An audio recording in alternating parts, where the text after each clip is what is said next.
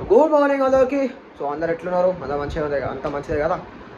So ఏంటంటే ఇప్పుడు మనం జిమ్కి వెళ్ళిపోదాం. సో ఓట్స్ తినేసి జిమ్కి పోయి ఈవినింగ్ రామ మందిర్ వెళ్తున్నాం. సో ఎవరైతే వెళ్ళని వాళ్ళు ఉంటారో చూడని వాళ్ళు ఉన్నారో ఈ వీడియోలో చూసి మీరు కూడా మంచి ఎక్స్పీరియన్స్ అవుతారని కోరుకుంటున్నాం. చలో ఏమంటారు అది?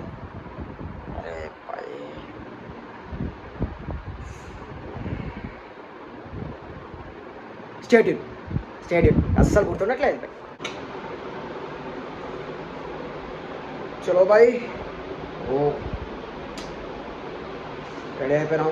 సో ఇప్పుడు వెళ్ళిపోం మాట తీసుకుంటాం. సో మీకు వ్యూ చూపిస్తాం మంచిగా.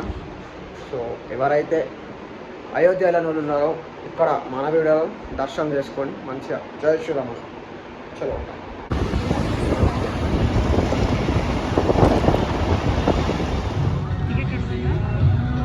ఏది టికెట్ ఎంట్రీయా?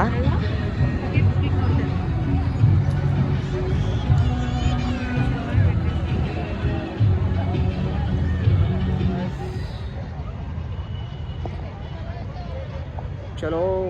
సో ఇప్పుడు వచ్చేసినాం మనం. కాకపోతే వీడు 150 వేస్తుంది టికెట్కి పర్ పర్సన్కి. ఇక బాగానే వేస్తున్నాయి కానీ చాలా ఓవర్. కానీ ఏం చేస్తాం, ఇట్లా అన్న కనీసం జనాలు దాటి ఇంటి దాటి కనీసం ఇట్లా అన్న వచ్చి చూస్తారు. ఆడికోకపోయినా కనీసం ఈ శ్రీరామచంద్రుని కలుస్తారు ఇట్లా అన్న కలిసి. చలో మమ్మీ పోయింది టికెట్ తీసుకొని వచ్చాక లోపలికి వెళ్ళిపోయి మనం వీడియో పెట్టి వైరల్ చేద్దాం.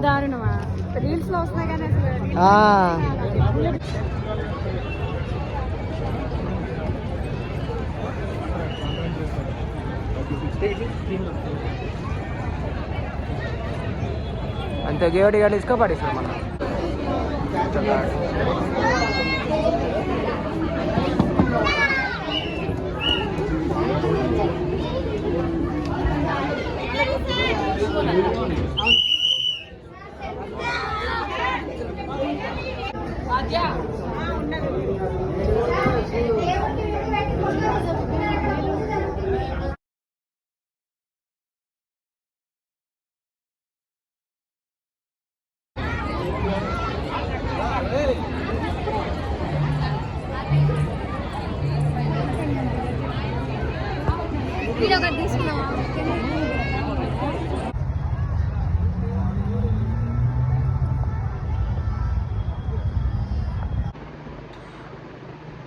సో ఇప్పుడే వచ్చి ఉండే మనం.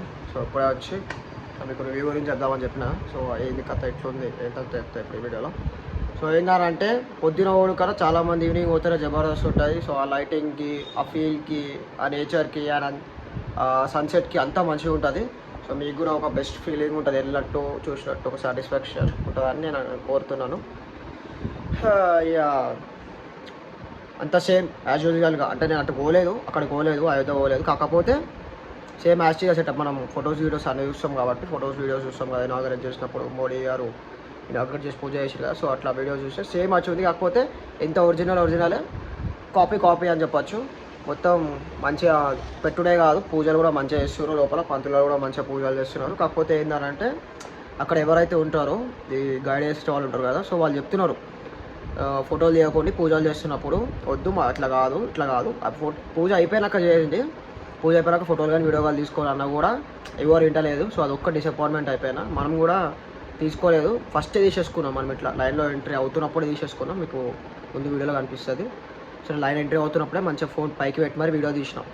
అప్పటికి ఆ పూజ స్టార్ట్ కాలేదు.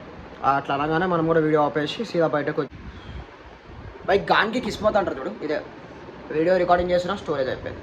సో ఇప్పుడు ఇది కంటిన్యూ చేస్తున్నా లాస్ట్ వీడియో అది.